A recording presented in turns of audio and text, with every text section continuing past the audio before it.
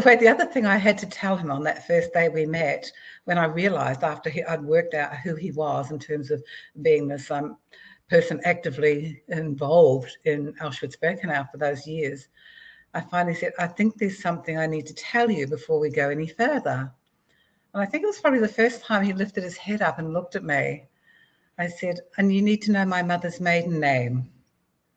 And he was perplexed, and he said, why? I said, I want you to know my mother's maiden name. He said, what is it? I said, it's Schwarzfeger.